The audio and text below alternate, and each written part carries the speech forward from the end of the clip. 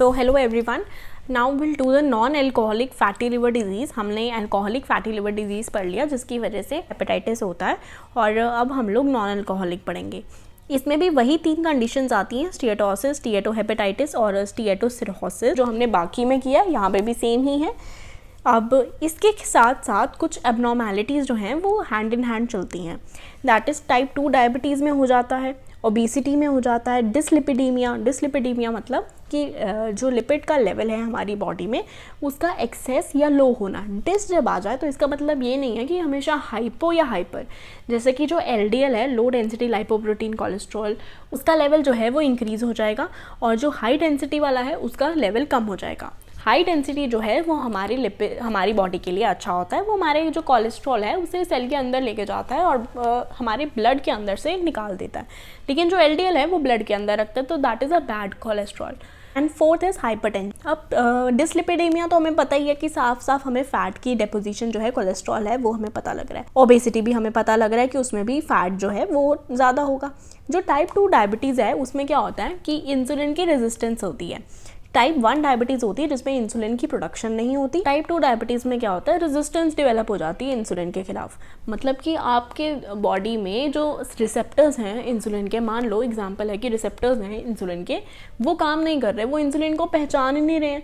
अगर इंसुलिन को पहचानेंगे नहीं तो वो अंदर जो इंसुलिन ने काम करवाना था वो नहीं करवा पाएंगे। अब इंसुलिन जब होता था तो वो क्या करवाता था, वो एक तो ग्लूकोज का लेवल कम करवाता था, दूसरा वो क्या करवाता था, जब हमारे जो सेल है, जो हमारा सेल है उसे जब पता लगता था कि इंसुलिन है, इंसुलिन का जब लेवल ज़्यादा होता है हमारी बॉडी में, तो हमारे सेल्स को लगता है कि हाँ, हमारी बॉडी में अब लिपिड को तोड़ने की ज़रूरत नहीं है एनर्जी के लिए, क्योंकि इंसुलिन जो है वो ग्लूकोज ज़्यादा होने का सबूत है ना। ग्लूकोज ज़्यादा होगा तभी इंसुलिन होगा, तो हमारे सेल को लगता है कि हाँ, ग्लूकोज, इंसुलिन जब है तो मतलब ग्लूकोज है, मुझे लिपिड को तोड़ने की कोई ज़रूरत नहीं है। लेकिन जब इंसुलिन के जो रिसेप्टर्स हैं उसमें रेजिस्टेंस आती हैं तो सेल को पता ही नहीं लगता कि इंसुलिन है, चाहे जितना मर्जी इंसुलिन होता जाए, लेकिन सेल को पता ही नहीं लगता कि इंसुलिन है। तो क्या होता है कि अंदर जो है हमारे सेल को लगता है कि ग्लूकोज की कमी हो गई है, एनर्जी की कमी हो गई है, तो एनर्जी प्रोड्यूस करने के लिए वो क्या करेंगे, वो लिपिड्स को तोड़ना शुरू कर देंगे, तो दैट इज़ लाइपोलिसिस हो जाएगी। और इंसुलिन ना होने की वजह से हाइपरग्लाइसीमिया भी हो जाएगा, ग्लूकोज का लेवल भी इंक्रीज़ हो जाएगा, साथ में लाइपोलिसिस भी हो जाएगी।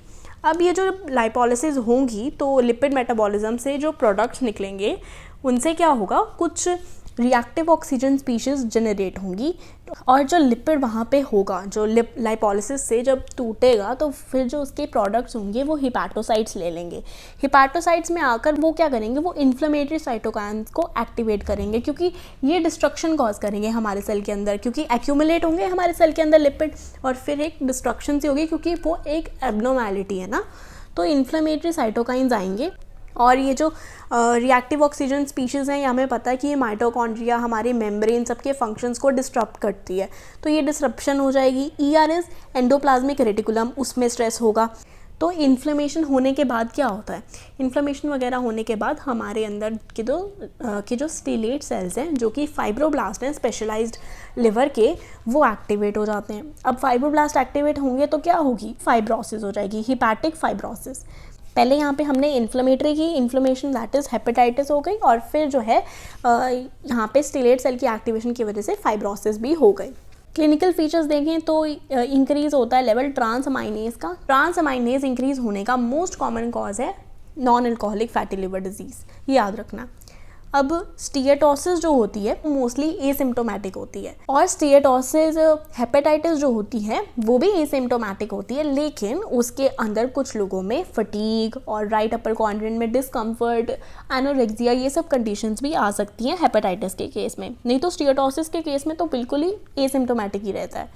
अब स्टीएटोसिस से हेपेटाइटिस होना और हेपेटाइटिस से सिरहोसिस होना, इसकी जो प्रोग्रेशन है वो बहुत ही लो है, ये ज़्यादा नहीं हमें दिखती।